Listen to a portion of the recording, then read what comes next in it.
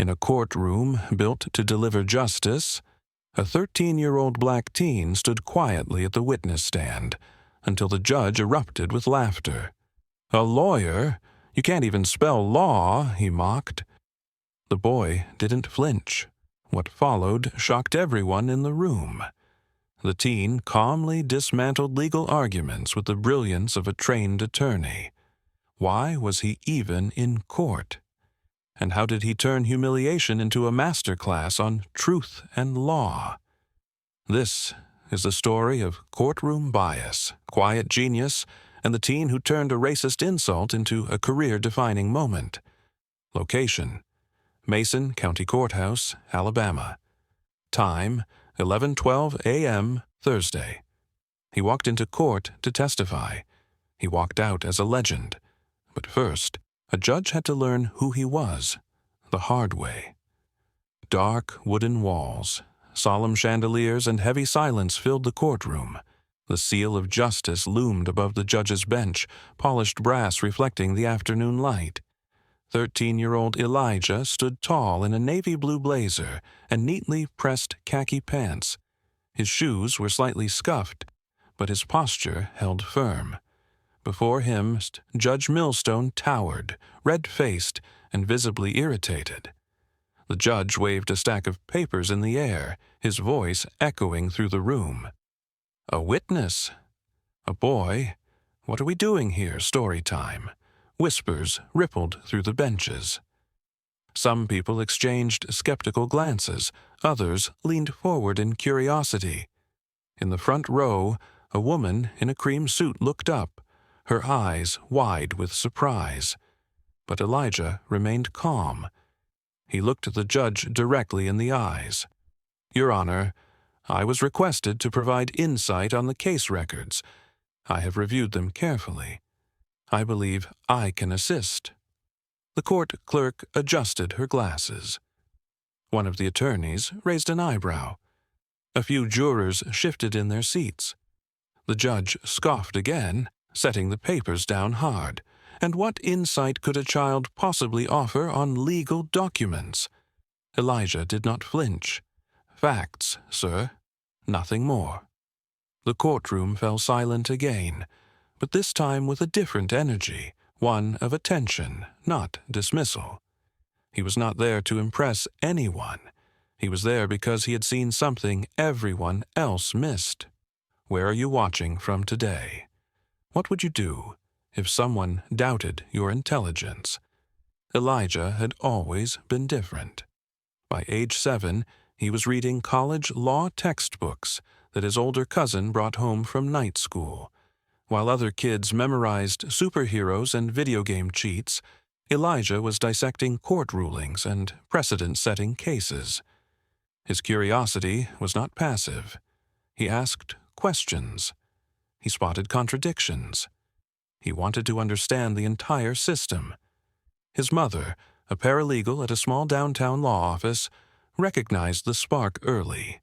She supported his interest with patience and pride, sneaking home highlighted files that others had tossed away.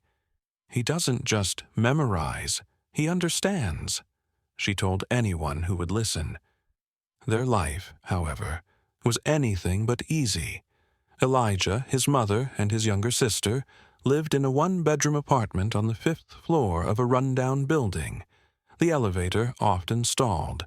The heat barely worked. But inside there was always purpose. His mother's voice carried late into the night as she prepped case summaries for overworked lawyers. Elijah did his homework on the kitchen floor under a flickering light. When Elijah was 9, everything shifted. His father was arrested during a traffic stop. Falsely accused of resisting arrest and drug possession, he was held for days. Elijah watched him walk away in cuffs. It lit a fuse in him. He wanted to know why the world worked like this, and more importantly, how to change it. He began attending free legal aid sessions with his mother at the community center. He kept quiet at first, then started whispering ideas to her during workshops. Soon, Attorneys running the sessions began asking him questions directly. He always had answers, thoughtful ones. When a neighbor, a soft-spoken man named Mr. Tate, was wrongfully accused of damaging a store window, Elijah stepped forward. He offered to help. The man was scared and overwhelmed. Elijah got to work. He tracked down city maintenance logs, requested traffic cam footage, and found time-stamped delivery records that placed Mr. Tate far from the scene. Those documents led to a new court hearing. Elijah never imagined he would have to stand before a judge himself. But here he was. The judge in question was Judge Millstone. Known throughout the district for his impatience and prejudice, Millstone ran his courtroom like a battlefield. His bias often leaked into the proceedings, especially when dealing with people who looked like Elijah or came from working-class backgrounds. He demanded order, but rarely offered grace. Elijah knew what he was walking into, but the truth needed to be told. Have you ever stepped up for justice when no one expected you to? Share your story. Judge Millstone leaned forward, resting both elbows on the wide oak bench. His expression was part amusement, part disbelief. He shook his head slowly, almost savoring the moment. "You want to assist in a real case?" he said, voice thick with sarcasm. "You can't even drive." Some light laughter rose from the back of the courtroom. A few spectators exchanged grins, waiting to see how the boy would respond. Elijah did not flinch. "With respect, Your Honor, this is about reasoning, not horsepower." A ripple of laughter followed, but this time it was different, sharper, mixed with murmurs of surprise. Judge Millstone's eyes narrowed. "A lawyer? You can't even spell law?" Without hesitation, Elijah lifted his chin slightly. "Would you like me to cite Title 18, Section 1030 of the United States Code right now?" The courtroom fell into immediate silence. The clerk's pen stopped mid-scratch. An attorney's mouth froze half open. A bailiff glanced at the judge. Millstone did not respond at first. He stared at Elijah for a moment, blinking. The tension in the room shifted. One juror leaned forward slightly, curious now, not skeptical. The woman in the cream suit from the front row nodded slowly, her expression unreadable. Elijah continued. "It pertains to fraud and related activity involving computers, which, if Your Honor recalls, is at the heart of the evidence used in this property damage case." Judge Millstone straightened slightly in his seat. "So, you memorized a statute. That does not make you qualified to be in this courtroom." Elijah kept his voice calm. "Understanding that statute helped uncover a document timestamp that contradicts the original witness testimony. That is why I was asked to be here." For a long second, no one said anything. The judge glanced down at the file on his desk, flipping a page quickly, as though checking something. "Do not get smart with me, boy," he muttered, less firmly than before. Elijah responded, steady as ever, "Sir, I am not trying to be smart. I'm trying to be accurate." In the gallery, the same light laughter was now joined by nods and quiet approval. It was no longer just a boy in front of the bench. It was a voice that refused to be underestimated. "Have you ever silenced someone who didn't believe in you? Drop A if you have." With reluctant approval, Judge Millstone tapped his gavel lightly. "You may proceed, but be brief." Elijah walked confidently to the bench, clutching the case folder with both hands. His blazer looked a size too big, but his presence filled the room. Every eye followed him. He opened the folder, flipping past highlighted pages until he reached a marked section. "The prosecution's claim is based on circumstantial evidence," he began. But Exhibit C disproves the timeline they used. He laid the document flat on the evidence stand and pointed to a series of timestamps. According to the city records, the alleged incident happened between 2:10 and 2:30 p.m.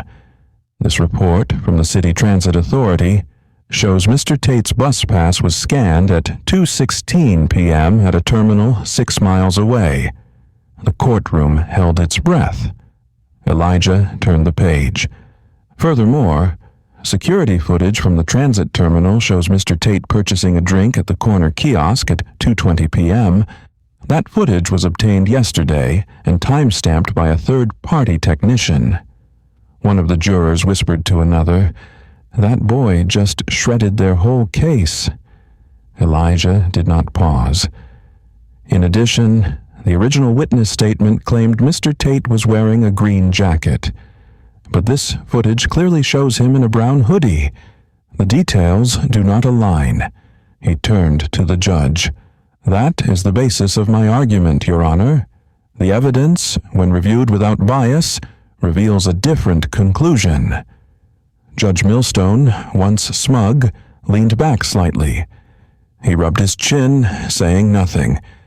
It was not approval, but it was not rejection either. It was the first time in years he had been this publicly challenged, and not by a lawyer, but by a boy. One of the attorneys from the prosecution team began flipping through papers rapidly. Another dropped their pen. The court clerk glanced between Elijah and the judge, unsure what to record first. A few rows back, Elijah's mother sat perfectly still, her eyes glassy. Pride held tightly in her chest. The woman in the cream suit leaned back with a small smile. "That child knows the law better than most clerks," she muttered. Elijah closed the folder slowly and stepped back. The courtroom remained silent for several more seconds. Then the judge cleared his throat. "Thank you, Elijah. Please return to your seat. No sarcasm, no ridicule, just acknowledgement. What's the smartest move you ever made under pressure? Tell us how it changed everything." The courtroom remained still, as if frozen in place. For several seconds, no one moved. The ticking of the large clock above the judge's bench was the only sound in the room. Opposing counsel stared blankly at the evidence in front of them. One of the attorneys flipped a page, then flipped it back, as if hoping for a different outcome. They had no rebuttal. The timeline had been dismantled, the testimony discredited, and the credibility of the case questioned, all by a 13-year-old. The court stenographer stopped typing. She looked over her glasses at Elijah with raised eyebrows, her fingers hovering above the keys. A bailiff leaned slightly toward the bench and whispered, "We're watching a prodigy." In the back of the room, a man in a blue suit whispered to his colleague, "This is historic." He just neutralized half a case in 5 minutes. Elijah remained poised. He took a quiet breath, then gently closed the case folder with care and respect. He stepped back from the podium and faced the bench. "I rest my case," he said simply. It was not dramatic.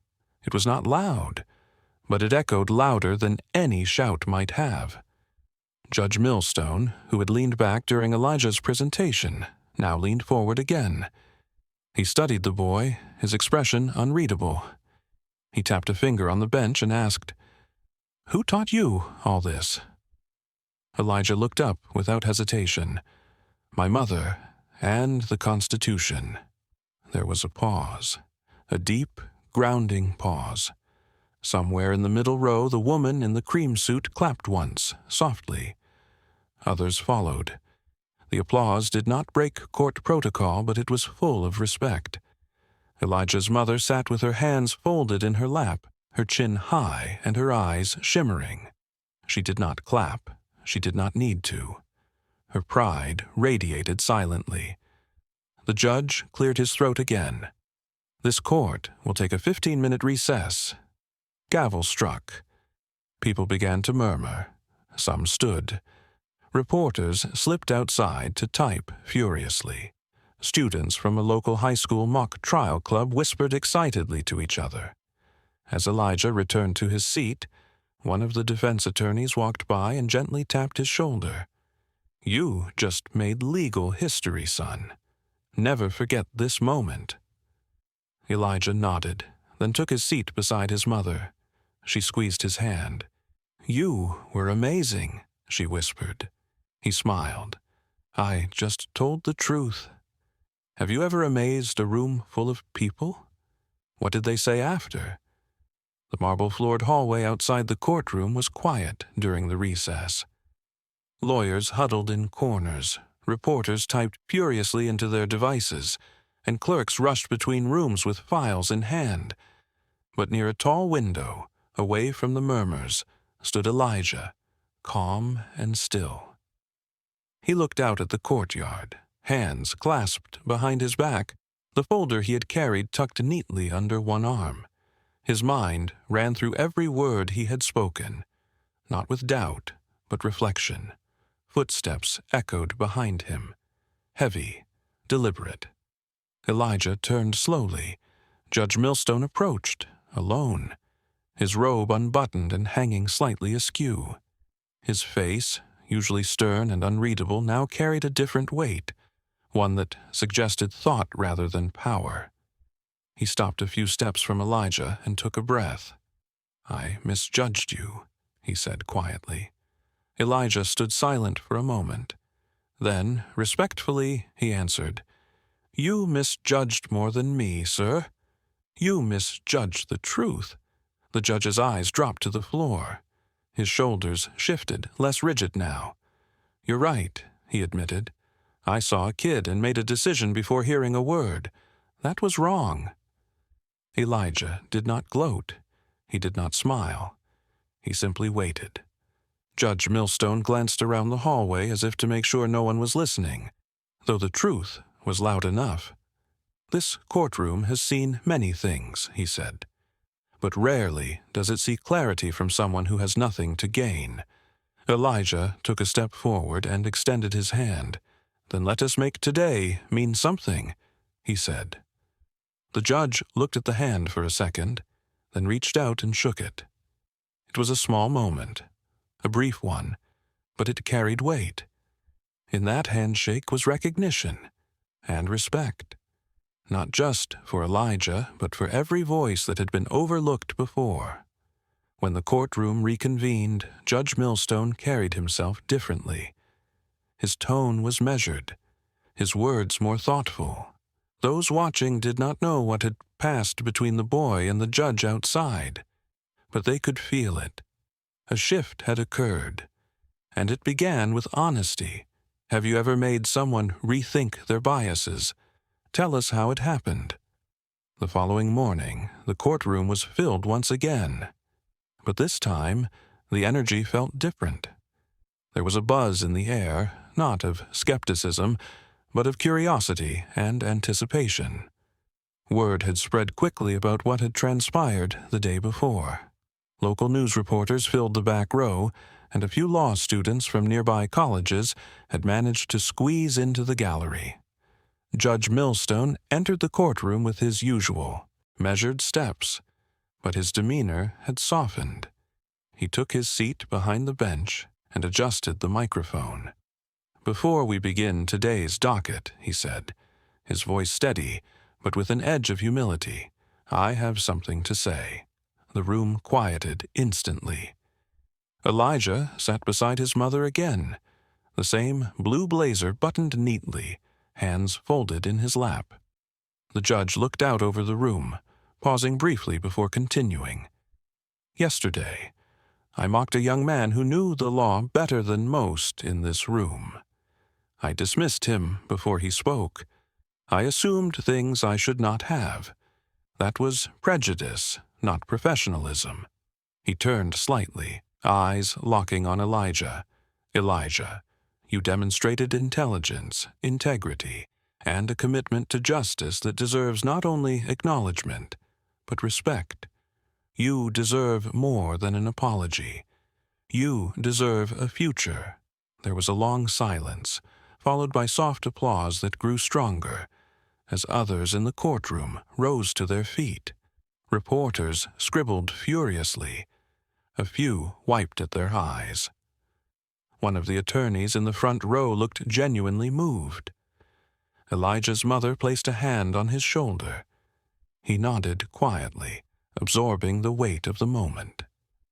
After the hearing ended, things moved quickly. Law programs across the country began reaching out. Prestigious schools sent letters of interest. Scholarships were discussed. Mentorship programs from law firms offered to support his journey through high school and beyond. The story traveled far beyond the courtroom. News networks aired interviews. Community centers requested Elijah to speak at youth events. His story had become something larger, a reminder of what can happen when truth challenges assumption. But through all of it, Elijah remained grounded. When asked how he felt during a live interview, he answered simply, "I am thankful people listened. That is all I ever wanted." Judge Millstone, now aware of his own learning curve, began incorporating youth outreach programs into the local courthouse. He visited schools, gave lectures, and openly cited Elijah's courage as the inspiration behind his efforts. From that day forward, Elijah was no longer just a student with a passion for law. He was a force. Have you ever had someone change their mind about you publicly? Share your victory moment. The evening sun cast a soft glow through the thin curtains of the small apartment. The air was filled with quiet comfort, the kind that only comes after a day that shifts everything. Elijah sat cross-legged on the worn couch, his laptop open in front of him. His mother sat beside him, her arm draped gently over his shoulders. The two of them leaned in together, reading email after email. Subject lines read like a dream. Invitations from Harvard, Yale, Stanford, Columbia. Elijah clicked one open. It read, "We would be honored to support your future." Another began, "Your demonstration of legal insight and poise at your age is truly extraordinary." His mother blinked away tears, her fingers lightly brushing his back. "You sure you're only 13? He grinned, still staring at the screen. "Only for now."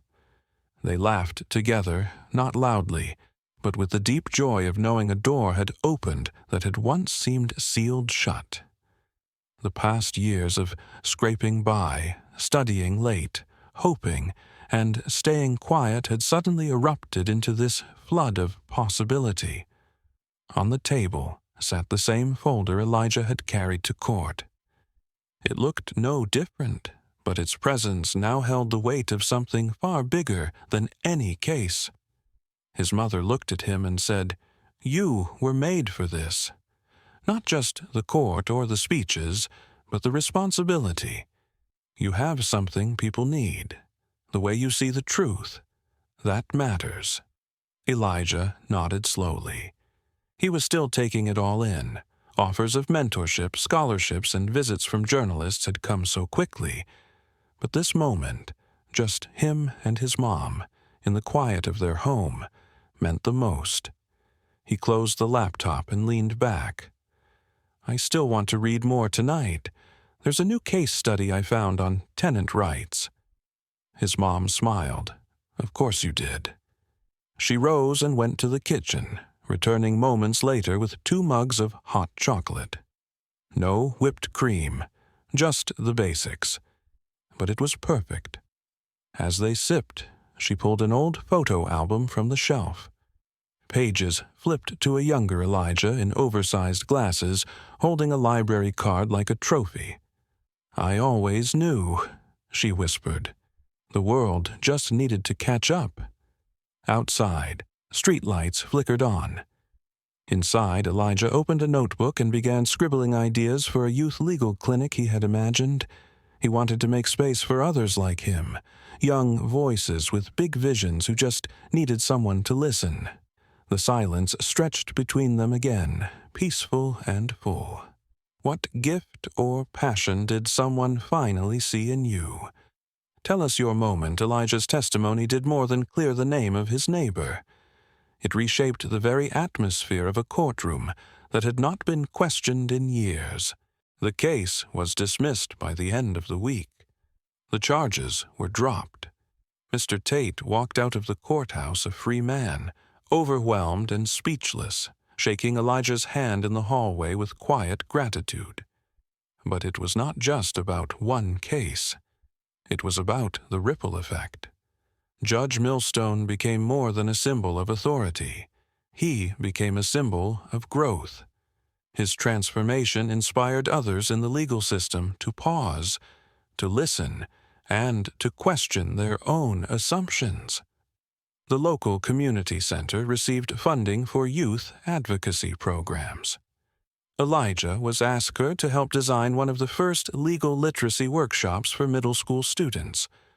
Lawyers volunteered, teachers showed up, and kids who once thought the law was a closed door, began to imagine themselves holding the key. Elijah could have stopped there, but he didn't.